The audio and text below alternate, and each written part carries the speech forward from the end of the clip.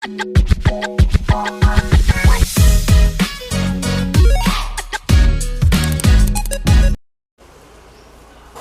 कैसे हो, दिशा कंसल्टेंसी में आपका स्वागत है।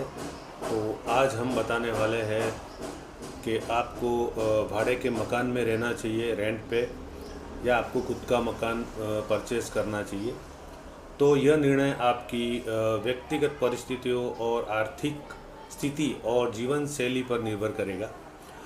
यहाँ कुछ बातें हैं जिन पर विचार करना चाहिए। तो आज हम बताएंगे कि आपको कौन सा मकान लेना चाहिए। तो शुरू करते हैं वीडियो। भाड़े के मकान में रहने के फ़ायदे आपको बता देता हूँ कि आपको एक आर्थिक बोझ नहीं रहता मन में। भाड़े के मकान में रहने से आपको घर की खरीदारी के लिए बड़ी जिम्मेदारी और बड़ी रकम की ज़रूरत नहीं होती है। भाड़े के मकान में आपको कम से कम बजट में भाड़े के मकान मिल जाते हैं, तो आप अपना जीवन शैली जो है आगे बढ़ा सकते हैं। और दूसरे भी कई फ़ायदे हैं कि अगर आप स्थल सिटी बदल रहे हैं तो आपको दिक्कत नहीं आती है। एक सिटी से दूसरे सिटी जाने के लिए आप तुरंत ही उसका जो डिसीज़न है वो ले सकते हैं भाड़े के मकान में। तो ये सब फ़ायदे होते हैं। दूसरे कि आपको कुछ उसके अंदर करवाना नहीं पड़ता है। भाड़े के मकान में कोई रंग रोगान की जिम्मेदारी, कोई फर्नीचर की जिम्मेदारी, कुछ रख रखाव की जिम्मेदारी नहीं रहती है, मरम्मत करने की जिम्मेदारी रहती है। तो ये जिम्मेदारी सारी, ये एक अच्छी बात है भाड़े के मकान में, जो कि जिम्मेदारी रहती नहीं है।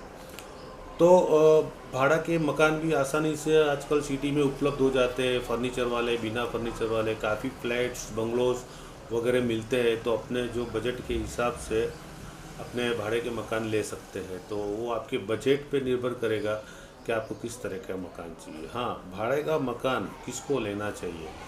तो मेरे हिसाब से अगर आपकी सैलरी कम हो और अभी आप शुरुआत में हो, आप स्ट्रगल कर रहे हो, तो मेरे हिसाब से आप भाड़े के मकान में रहिए, ताकि आपको कम बजट में अच्छा फ्लैट मिल जाएगा और आसानी से आप 1-2 साल निकाल सकते।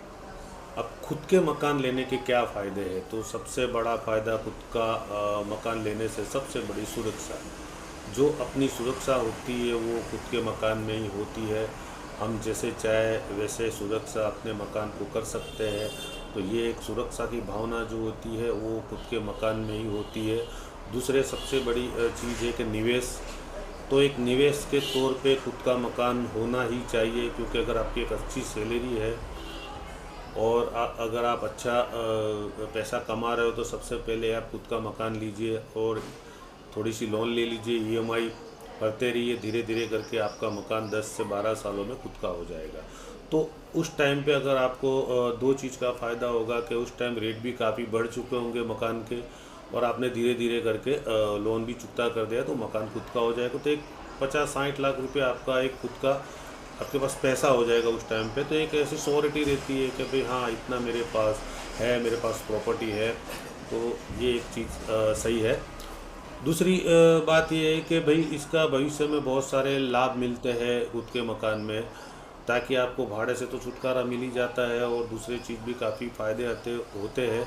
जैसे कि आपको दूसरा मकान लेना हो तो उसको बेच करके आप दूसरा कोई बड़ा मकान लेने के लिए भी आप हिम्मत कर सकते हैं। तो ये एक चीज़ खुद के मकान में रहते हैं। दूसरी चीज़ कि अगर आपका खुद का मकान होगा तो आप मरम्मत वगैरह जो भी करवाना चाहते हो, फर्नीचर करवाना चाहते हो, और जैसे चाहते हो, जैसे अपनी डिज़ाइन के हिसाब से वो आप खुद के मकान में कर सकते हैं। तो ये सब सारी चीज़ें खुद के मकान के फ़ायदे होते हैं। तो आगे भी इस तरह से वीडियो हम बनाते रहेंगे। अब ये जो निर्णय है वो आप पे है कि भाई आपको खुद का मकान लेना चाहिए या भाड़े का। तो आप देख लीजिए। ओके, नमस्कार।